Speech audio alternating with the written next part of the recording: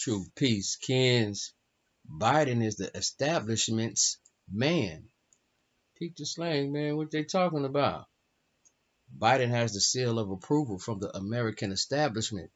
His minions are fomenting animosity with the Chinese as Biden slings mud at the Russians. The higher tensions thus produced are good for armament orders and the well-being of the military security complex. Biden's tax increase plan is designed to wipe out the remainder of the middle class. The reduction in estate exemption and the repeal of the basics adjustment for inherited property means more family business will have to be sold or taken public in order to pay taxes rather than being kept in the family.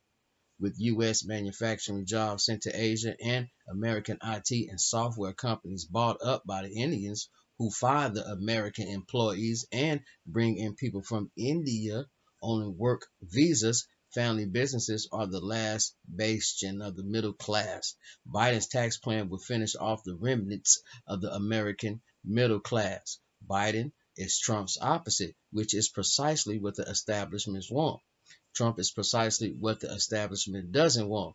Normal relations with Russia will hurt the power and profit of the military security complex, and bringing jobs back to America will strengthen the middle class and hinder the establishment agenda of a new feudal order consisting of a few hyper-rich and a multitude of serfs. A majority of American voters realized the stakes and re-elected Trump, but Republicans acquiesced in the establishment theft of the election, and Trump was ousted. Over the next 4 years, the establishment will flood the country with immigrants and block the prospects of the establishment candidate being defeated.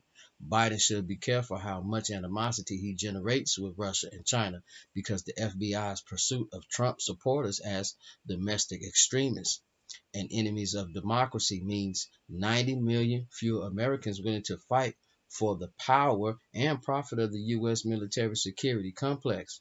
A government that sees its own white citizens as America's greatest threat is in no position to fight a war with Russia or China. That's what China said.